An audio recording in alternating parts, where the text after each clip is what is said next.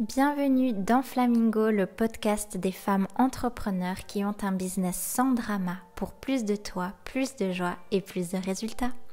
Je suis Magali, fondatrice d'Emana, ton hôte et ta coach pour ce podcast qui va t'activer, t'inspirer, te passionner et te transformer. Est-ce que toi aussi, comme les flamants roses, tu as tendance à perdre ton éclat et de ton rayonnement à force de t'occuper à outrance des autres et de te faire passer en second plan? Si c'est le cas, ce podcast va devenir ta nouvelle série préférée. J'ai eu envie vraiment d'inviter les femmes à goûter à mon univers au sein de vraies discussions profondes, sans filtre et au sein de coaching parce que oui, le coaching, c'est la base. C'est vraiment ce qui nous permet de nous créer cette vie sur mesure, passionnante, pleine, où l'on revendique notre accès et notre droit à tout ce qui fait frétiller notre cœur. Tout avoir, oui, gagner plus, faire moins, ne plus s'épuiser. Et le coaching, c'est ce qui va nous rappeler que l'on est en sécurité de briller et de devenir sa priorité en réalisant ses rêves les plus grands et en transformant ses rêves en projets et accomplissements concrets. Je me réjouis pour toi que tu dégustes chaque épisode où tu découvriras des sessions de coaching puissantes avec des femmes merveilleuses, mais aussi plein de surprises. Alors installe-toi confortablement et laisse-toi toi aussi guider vers cette vie vibrante, colorée, libre, fertile, où tu te remets au centre et tu observeras tous tes projets et tout ton monde se sublimer. C'est parti pour l'épisode du jour. J'ai oublié de le dire pendant l'épisode, mais tu trouveras 3 questions de journaling hyper puissantes dans la description de cet épisode en lien avec le sujet de la vidéo. Donc je t'invite à découvrir ça et bon épisode. Pas de coaching aujourd'hui, mais une session papotage avec Maga, c'est parti. Dans ma tête, dans mes réflexions, je t'emmène avec moi. Installe-toi confortablement ou si tu es en train de faire le ménage, de conduire ou de faire quoi que ce soit, mets bien tes écouteurs dans tes oreilles et puis je me réjouis de partager cette discussion avec toi. N'hésite pas à me laisser un commentaire ou à m'écrire en privé sur ce que tu as pensé de cet épisode. Il y a quelques jours, j'ai eu une conversation avec une femme en reconversion. Ce n'était pas via Emana, donc c'était pas dans le cadre de Emana. Et puis cette femme me disait qu'elle était en reconversion, qu'elle avait un job depuis des années avec énormément de responsabilités, aucun équilibre vie pro, vie perso, etc.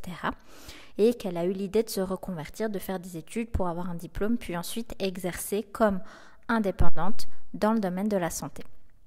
Et quand je lui ai demandé pourquoi ce job-là, j'avoue que mon cerveau qui veut faire des prévisions s'imaginait avoir la réponse classique que j'ai de toutes les femmes que j'ai côtoyées via Emana, mes clientes, qui est souvent les femmes qui veulent se reconvertir et que j'accompagne, elles ont cherché à un moment donné un métier avec plus de sens, etc., vouloir vraiment faire quelque chose qui correspond à leurs valeurs, etc. Alors, il y avait un peu de ça chez cette femme, mais j'avoue que mon cerveau a été surpris quand elle a dit que c'était une reconversion facile, les études étaient courtes, c'était pas une passion, mais que ça pouvait être sympa de faire ce job-là. J'étais là, ok. Et vraiment, elle avait des questions pour moi.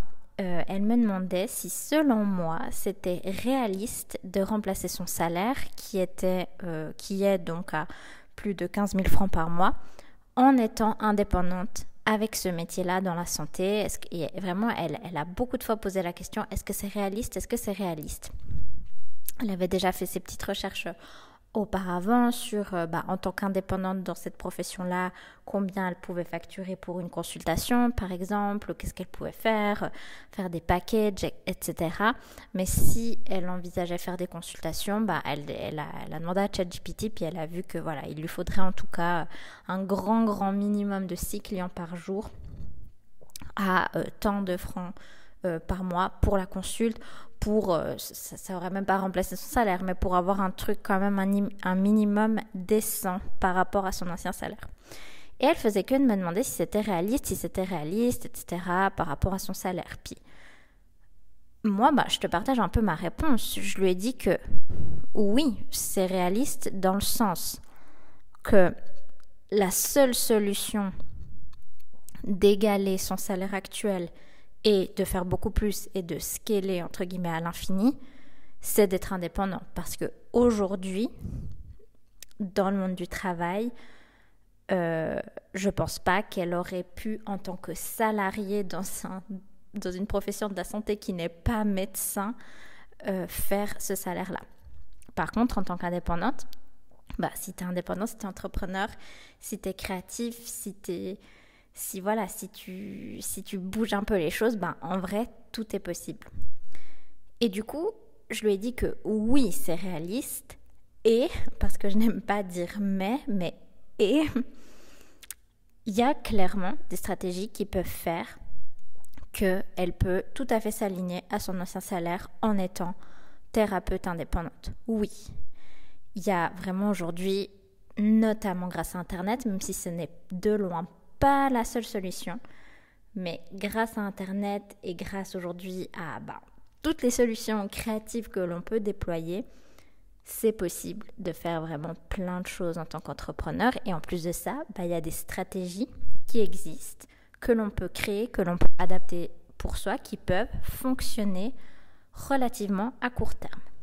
Mais, et là je dis bien un mais, attention, ça c'est moi qui le dis, sans passion, et là je te parle pas de passion dans le sens... je sais pas comment expliquer, parce que je sais que des fois ça fait peur le mot passion, genre on dit oui, moi j'ai pas de passion, etc. Moi personnellement, Magali, j'avais pas spécialement de passion. En fait, je me suis rendu compte que ma passion c'est la vie, c'est observer la vie, voir comment les gens se comportent, etc. J'ai pas une passion depuis l'enfance, par exemple, pour la danse classique. Mais sans passion, sans un intérêt profond, une envie profonde, l'essoufflement, l'épuisement, il risque de suivre très très rapidement. Et le plus dur dans tout ça, c'est que quand tu es entrepreneur, si tu n'as pas un minimum de plaisir, c'est pas pareil que quand tu es salarié ou limite, je sais pas, tu peux faire semblant. Enfin non, il y a plein de métiers où tu peux pas faire semblant, mais tu y vas un peu à reculons ou tu te mets en arrêt maladie et voilà, il y a ton salaire qui tombe chaque mois. Alors que quand tu es entrepreneur, c'est pas du tout le cas. Et de nouveau, je dis pas que tu dois toujours être méga heureux, méga excité de faire ton job pour ton entreprise. Mais si le cœur de ton activité, c'est vraiment quelque chose qui fait sens pour toi, ça va être un moteur de dingue. Donc déjà, je t'invite à réfléchir à cette notion du succès rapide. Et je me demandais un peu, c'est vraiment une question ouverte, est-ce que c'est un mythe, cette histoire de succès rapide ? Et puis, franchement, je sais que je suis tout le temps dans la nuance, mais franchement, pour moi, la vie est une nuance parce que déjà, ça veut dire quoi, succès rapide ? Pour certaines personnes, ce sera 2 mois. Pour certaines personnes, ce sera 6 mois. Pour certaines personnes, ce sera 2 ans, 5 ans. Enfin, moi, je sais que quand j'ai commencé vraiment avec Emana à vendre mes coachings, mes formations, franchement, au bout de... En fait, je me rends compte qu'au bout de 6 mois, j'avais eu des résultats complètement spectaculaire. J'étais littéralement passée en fait de 0 à 8 000 francs, 8 000 euros par mois en 6 mois. Et donc en fait, pour moi, aujourd'hui, je trouve que c'est méga rapide. Mais pour moi de l'époque, j'ai pas trouvé ça rapide. En fait, sur le moment même, après 3 mois, que j'avais entre guillemets que 3 clientes, j'étais là, mais qu'est-ce qui se passe alors ? Bref, ça c'est l'humain. Et puis... tout ce chemin de développement personnel que l'entrepreneuriat nous pousse à faire pour se libérer un peu de ces trucs de l'ego où à la fois tu te sens comme la pire chose au monde et tu te dévalorises constamment et à la fois tu as un ego démesuré où tu es genre outré de pas être millionnaire en 2 mois. Enfin bref, l'humain, franchement maintenant ça me fait vraiment trop rire d'observer ça, même s'il y a eu des fois j'étais vraiment en mode drama queen. Et bref, donc voilà, je t'invite à réfléchir à cette notion de succès. Est-ce que c'est un mythe, le succès rapide ? Parce que c'est vrai qu'aujourd'hui, avec le digital notamment, et de nouveau, il n'y a pas que ça, mais aujourd'hui, ça peut aller vite, en vrai. Si tu as quelque chose à vendre et tout, tac, tac, tu en parles à 10 personnes, même s'il y a 2 personnes qui achètent, ça peut aller vite. Mais au-delà de ça, au-delà de ces notions de succès et de stratégie, etc., je me suis rendu compte avec cette discussion avec cette personne comme... la flamme, vraiment son étincelle, la flamme a vraiment un rôle dans l'entreprise. C'est vraiment indispensable pour durer. Vraiment. Enfin, je sais que là, ça peut paraître évident, genre, bah oui, il faut garder, raviver la flamme. Mais vraiment, c'est tellement important. Parce que si t'as pas ta flamme, bah comment tu vas en fait constamment rebondir aux 1001 challenges de la vie et de l'entrepreneuriat? Comment tu veux même envisager d'entreprendre, que entreprendre, c'est littéralement être à l'aise avec le fait de prendre des risques et innover constamment. Et franchement, quand je repense à mon parcours, si j'avais pas eu ma flamme, genre mon grand pourquoi, mais j'aurais déjà arrêté depuis longtemps. Oh là là, franchement, sans ta flamme, sans un truc qui te passionne, sans un pourquoi, franchement, mais comment tu veux surmonter les obstacles? Comment tu veux innover? Comment tu veux rester engagé? Parce que des fois, les résultats, ils sont pas immédiats. Ou alors, les résultats, ils sont immédiats, mais ça veut pas dire que c'est tout rose. Du coup, tu as beaucoup plus de choses à gérer, beaucoup plus de responsabilités. Tu dois constituer une équipe, déléguer, gérer avec les clients pas contents, avoir toute la structure nécessaire pour assumer plus de clients. Enfin, franchement, sans la flamme, même si, certes, je sais qu'on a tous un pourquoi qui est lié avec le fait de se créer notre petite vie. Moi, clairement, une grande partie de mon pourquoi je fais ce que je fais, c'est pour pouvoir avoir la liberté dans mon temps, la liberté financière, la liberté de passer du temps avec les gens que j'aime, la liberté d'avoir tout le temps que je veux pour faire ma petite marche, pour lire, pour créer, pour peindre, pour voyager, enfin, pour travailler depuis où je veux dans le monde. Certes, ça fait partie de mon pourquoi, mais c'est pas que ça. Il y a vraiment mon âme qui ne peut pas faire autrement. Enfin, c'est même quand je suis dans le dur, il y a mon humaine des fois qui souffre, mais mon âme, elle est là, oui, vas-y, allez, dis que tu vas lâcher, mais on sait que tu vas pas lâcher. Je ne peux pas faire autrement. J'ai littéralement cette créativité qui coule en moi, ces messages, ces valeurs à transmettre, ces transmissions à transmettre. C'est littéralement la source, Dieu, l'univers qui s'écoule à travers moi. Donc, c'est ma mission. C'est genre, en venant m'incarner sur Terre, j'ai signé ce contrat-là. Donc, je peux pas faire autrement. Et je trouve que sans être connectée à cette flamme, c'est chaud. Et après, des fois, la flamme, elle peut arriver. Parce que des fois, il y a des personnes qui deviennent entrepreneurs après un gros contraste et qui, petit à petit, se reconnectent à quelque chose de plus grand. Hein. Je dis pas... Des fois, on se rend pas compte de tout. Et même moi, je me réjouis de voir encore ce que je vais découvrir au fil du temps, parce que je sais que mon entreprise va énormément évoluer, je sais que je vais continuellement me repositionner, évoluer. D'ailleurs, en ce moment même, je suis en plein repositionnement, mais la base de ma flamme, elle est là, quoi. Après, la forme, ça, c'est de la cosmétique, mais le fondement, il est là. Après, le service, le produit que je lance, la manière de faire ça, évidemment que ça va changer, heureusement, parce que moi, j'ai pas envie de m'ennuyer et je m'ennuie très vite. Enfin, j'adore justement le fait d'innover, etc. Donc vraiment, pour durer dans une entreprise, la flamme, c'est essentiel. Et par contre, ne pas oublier la stratégie, justement. Et c'est ça que je trouvais intéressant dans ma discussion avec cette personne dont je te parlais au début de l'épisode. C'est que cette personne, elle avait un côté stratégique, mais brillant. J'étais là, mon Dieu, mais je rêve, quand elle aura fini sa formation, de voir un peu qu'est-ce qu'elle fait, parce qu'elle était là, je pourrais faire ça comme stratégie et tout. J'étais là, mais yes, go, enfin, j'adore. Parce que, malheureusement, la passion seule ne suffit pas. Et là, il y a une grande nuance, parce que je suis la première à dire, être toi suffit. Et ça, c'est vrai, être toi suffit. Parce que très souvent, quand on est dans l'entrepreneuriat, il y a notre petite fille intérieure, comme j'aime cette image, la petite fille qui est assise dans le siège arrière, le siège bébé de la voiture. Il y a notre petite fille qui est là. Ah ok, on se met à entreprendre, donc ok, allez, allons prouver ma valeur. Ou allons voir si je veux vendre mon service. En fait, c'est comme si je me vends moi. Et du coup, si je ne vends pas, ça veut dire que je ne suis pas aimée. Enfin, on connaît tout ce truc d'ego et notre petit bébé intérieur qui s'agrippe à l'entrepreneuriat pour venir soigner ses traumas d'enfant. Bon, ça, je pense qu'on fait tout en parallèle notre travail pour gérer notre petite fille intérieure blessée que nous avons toutes. Et donc oui, être toi suffit, tu es valable, tu mérites absolument tout, tu n'as rien à prouver, tu mérites d'exister, d'appartenir, oui. Et malheureusement, la passion seule ne suffit pas à faire qu'un business soit rentable. Sinon, tous les business seraient rentables, enfin tous les business de gens passionnés seraient rentables. C'est vraiment important d'utiliser des stratégies qui soient intelligente, qui soit alignée pour justement faire que ta flamme en fait ce soit un moteur et puis tout simplement que ton business fonctionne et dure. Mais vraiment à long terme, sans passion, même la meilleure stratégie, elle va perdre son efficacité. Et peut-être que tu le vis en ce moment, des fois tu as des moments où tu es vraiment épuisé, tu as l'impression que tu n'aimes plus ce que tu fais. Et ça, moi c'est ma spécialité de voir exactement ce qu'il en est dans mes coachings. Je vois tout de suite si c'est vraiment justement que tu as besoin de pivoter ou si tu dois persévérer mais qu'il y a autre chose derrière. Et justement, je vais dans un instant te parler du fameux test ultime que tu peux déjà faire toute seule pour savoir si tu dois pivoter ou persévérer dans ton business. Et souvent, quand on croit justement qu'on aime plus ce qu'on fait, que, admettons, t'es entrepreneur, voilà.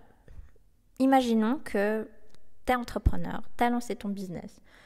Il fonctionne. Des fois, tu te dis, non, quand même, j'aimerais bien qu'il fonctionne un peu mieux. Ok, voilà, tu vises la croissance, etc. Et que t'as l'impression que tu n'aimes plus ce que tu fais. Là, tu peux te l'avouer, on n'est que toutes les deux.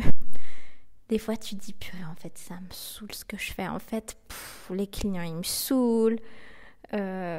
Créer du contenu, communiquer, promouvoir mon administratif, ça me saoule, les gens ils me saoulent, j'ai plus de motivation.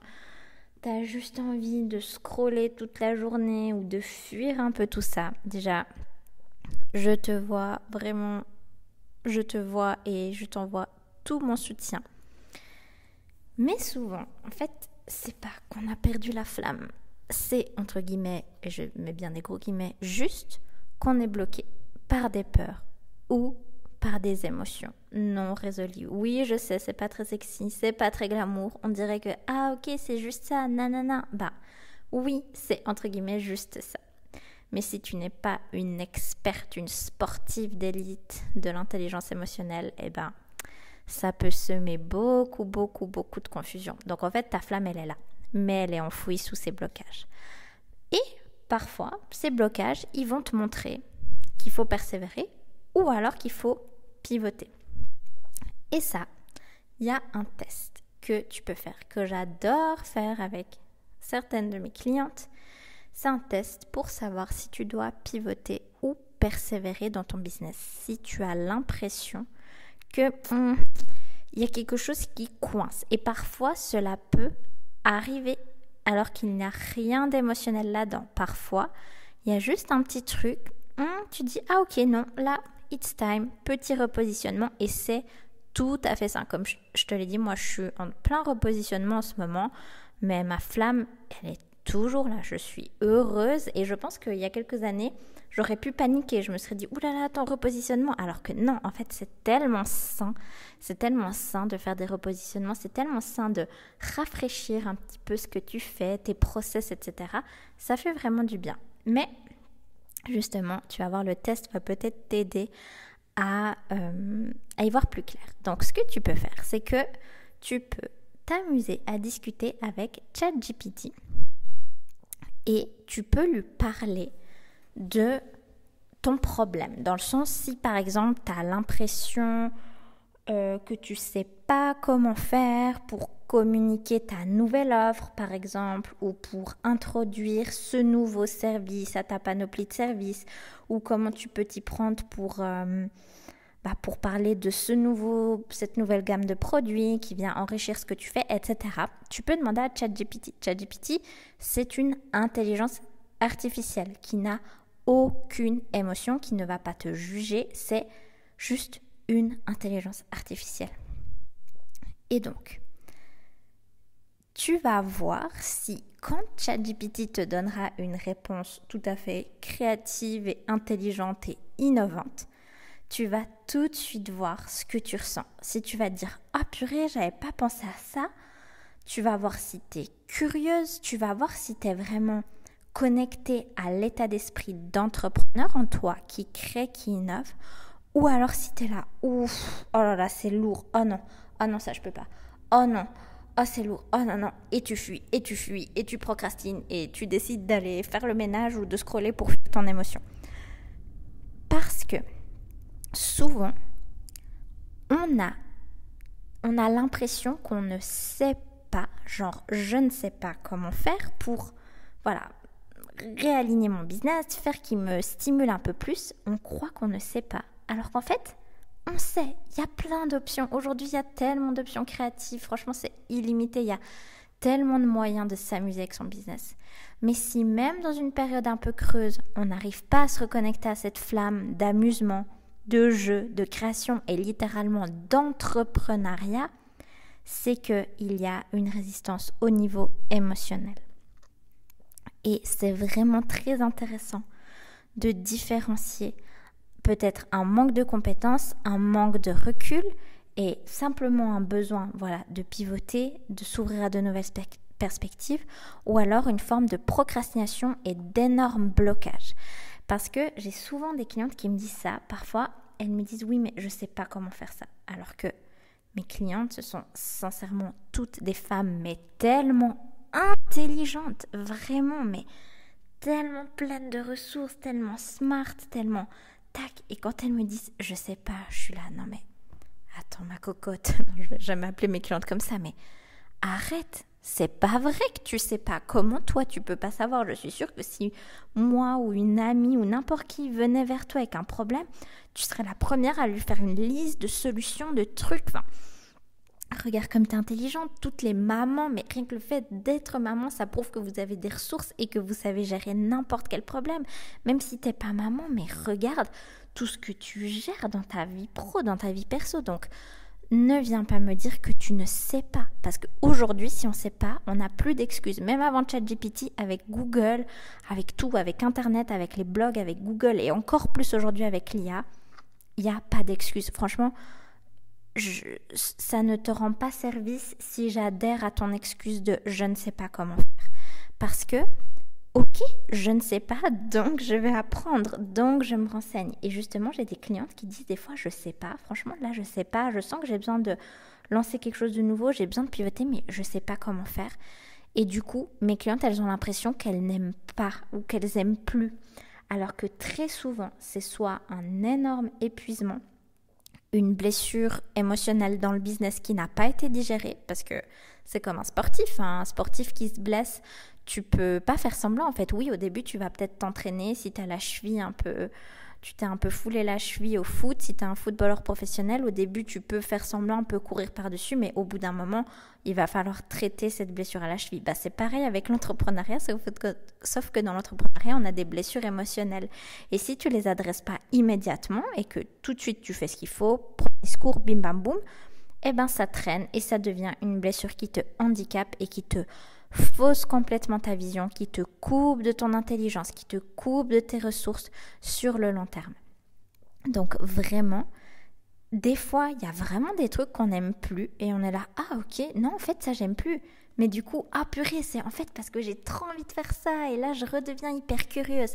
Mais quand tu as l'impression qu'il n'y a plus rien qui te plaît, que ta seule solution, tu dis, c'est de gagner à l'euro million, de gagner à l'euro million et de rien faire et de plus être en contact avec les gens, là, c'est très certainement qu'il y a une blessure émotionnelle. Et de nouveau, je sais que c'est hyper désagréable, inconfortable, déstabilisant, mais il n'y a rien de grave là-dessus. Pour avoir accompagné des dizaines et des dizaines d'entrepreneurs, pour m'être moi-même sortie de ces moments-là de paralysie totale, je t'assure qu'il y a vraiment quelque chose à faire. Ça demande beaucoup de courage, ça demande d'affronter certaines choses, de se faire accompagner, c'est ma spécialité.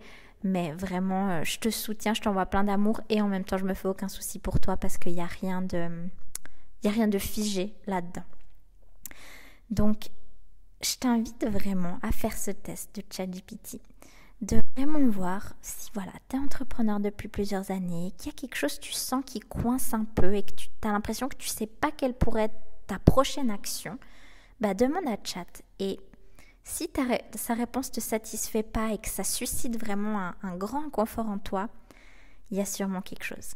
C'est peut-être pas forcément que tu dois pivoter, mais que tu dois persévérer dans quelque chose, persévérer dans... Il y a peut-être quelque chose à guérir, quelque chose à transformer, il y a peut-être une joie à laquelle te reconnecter.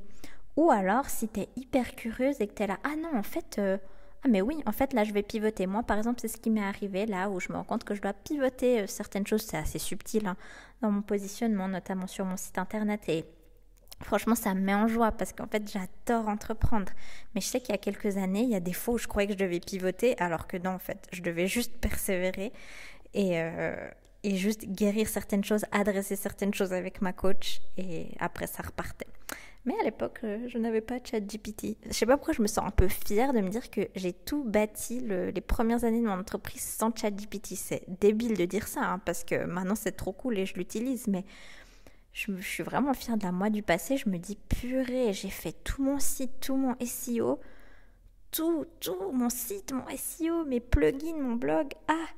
Tout sans IA, en allant chercher tout simplement des choses sur des blogs. Oh là là, j'avais lu tous les articles de VP Marmite. VP Marmite, si vous passez par là, merci, parce qu'en 2018-2019, vous m'avez beaucoup aidé. Bref, Maga.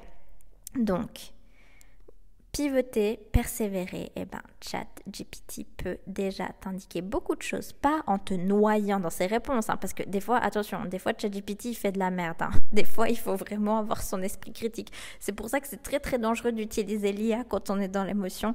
L'autre fois je discutais sur Thread avec quelqu'un qui me demandait des astuces pour dompter l'IA, et moi j'ai dit la première astuce pour dompter l'IA, c'est savoir se dompter soi-même, parce que attention, hein, ChatGPT des fois il te dit de la merde, il part complètement à côté, il faut avoir les bons prompts, il faut vraiment bien savoir lui parler et surtout avoir tout ton esprit critique et ton état d'esprit d'entrepreneur. Donc là c'est juste pour le test que je te dis de faire ça, pour voir à quel point c'est de l'émotionnel qui va t'aider justement à savoir si tu devras pivoter ou persévérer.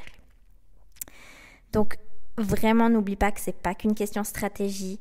S'il y a une passion, s'il y a quelque chose derrière l'idée, s'il y a quand même quelque chose qui te fait envie ou si tu dis non, mais s'il n'y avait pas ce problème-là, j'aimerais vraiment faire ça, si je pouvais être sûre que nanana, j'aimerais.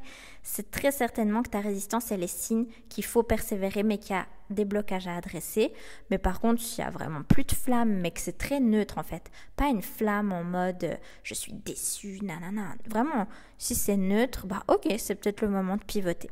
Donc, voilà, je t'invite à faire ce test. N'hésite pas à m'écrire en commentaire ou en message privé sur la plateforme de ton choix pour me dire un petit peu si tu as fait le test et comment ça a résonné pour toi. Mais en tout cas, vraiment, si tu es en plein dans cette phase de doute, sache que, ou de doute ou de fatigue ou d'épuisement, sache que ta flamme, je le sais, si tu écoutes ce podcast jusqu'au bout, ta flamme n'a pas disparu. Elle a juste besoin d'être ravivée. Et ça, c'est ma spécialité. Donc, n'hésite pas à m'écrire si tu aimerais des questions sur comment l'univers Emana peut t'accompagner là-dedans. Et continue de faire rayonner le monde avec ta belle créativité. Et vraiment, amuse-toi, reconnecte-toi au jeu parce qu'à la base, c'était qu'un jeu tout ça. Et parfois, on a rendu ça beaucoup trop sérieux parce qu'on a oublié d'adresser nos blessures émotionnelles. Prends bien soin de toi et à bientôt pour un prochain épisode. N'oublie pas de checker la description de l'épisode pour trouver tes 3 questions de journaling qui vont t'aider à te reconnecter à ta flamme et à retrouver ton inspiration. Tu aimerais toi aussi profiter d'une session offerte de coaching et passer sur le podcast? Je t'invite sans plus tarder à t'inscrire au lien que tu trouveras dans la description de cet épisode.